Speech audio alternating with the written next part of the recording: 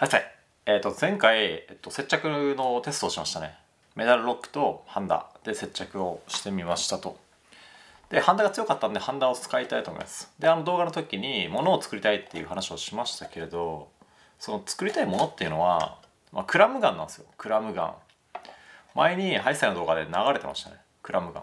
クラムっていうのは貝のことで、貝取り用のツールなんですよ。熊手と何が違うのっていうと、ハテナなんですけれど、要はこう砂地の奥底のものを引っ張ってきたいんですよ。抜き取ってくるみたいな感じ。熊手だったら表面だけじゃないですか。それをもっと奥底まで一気に抜いちゃおうぜっていうのが多分クラムガンなんですよ。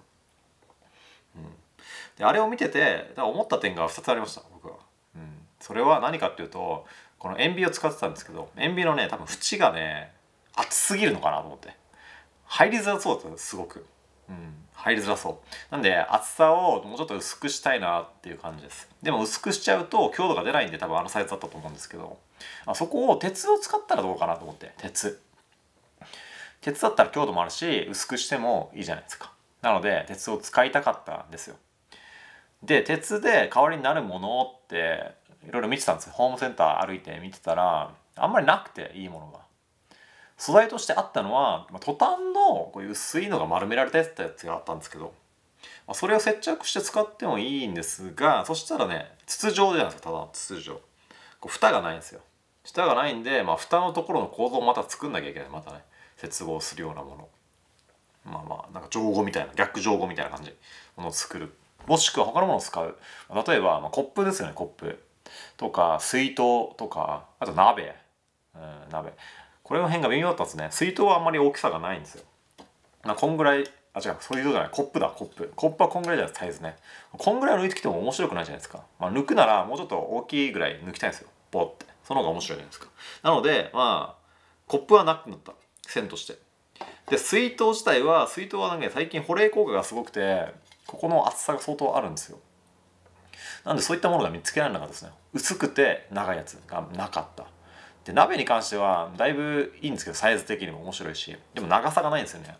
この径の大きさはあるんですけど、長さがないんで結局コップと変わんないかなって、だったら作るしかないと思ったんですね。でなんでそうキャンベルの缶ってこんな感じじゃないですか。これをつなげたらちょうどいいんじゃないと思って、ただそういう謎の理論を通してそれをしたいわけなんですね、僕はね。でキャンベルって沖縄っぽいし面白いんじゃないと思ってそれがしたかったんですよ。はい、という感じでキャンベルを接合したかったってことですね。口に関しては厚さを薄くしてさらに強度が欲しかったってことです。でもう一つ思ったのが、あとは空気を抜く構造ですね。あの時は蓋を、ここスクリューになってて、それを回して閉じ込めて、で抜いて空気を解放させる、で砂を落とすみたいな構造だったんですけど、ちょっと面倒くさいです。こうやって毎回やると。なんかもうちょっと簡単にできないのかなと思って。毎回やるんだからもうぶっ刺してポンみたいな感じの方が多分早いと思うんで、そうできそうなものを僕の謎理論で考えたらこういうものができますっていう動画です、今回。なので作って実際使えるのかそれが、僕の理論裏付けができるかできないかどうかっていう動画ですね。なんでそれを作っていきたいと思います。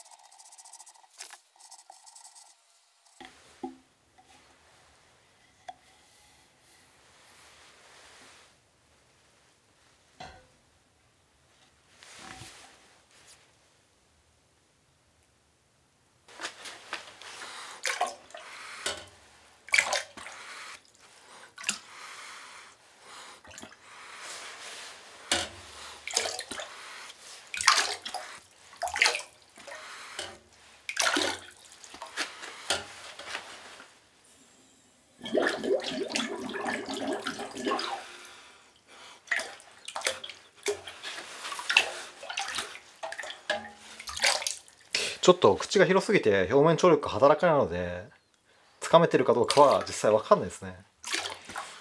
ですがこの空気が出てくる感じを聞くと他に漏れてそうな場所はないので一応密閉はできてるのかなと思います。あとは、砂のその水を含んだ張力でどんぐらい持つかっていうのはもうその場にやってみないと、その場で行ってやってみないと分かんないかなっていうところなんで、あとはもう実践導入してから成果したいって感じですね。はい、じゃあとりあえず今度は実際にガチで干潟に行って抜けるかやってみたいと思います。実践編。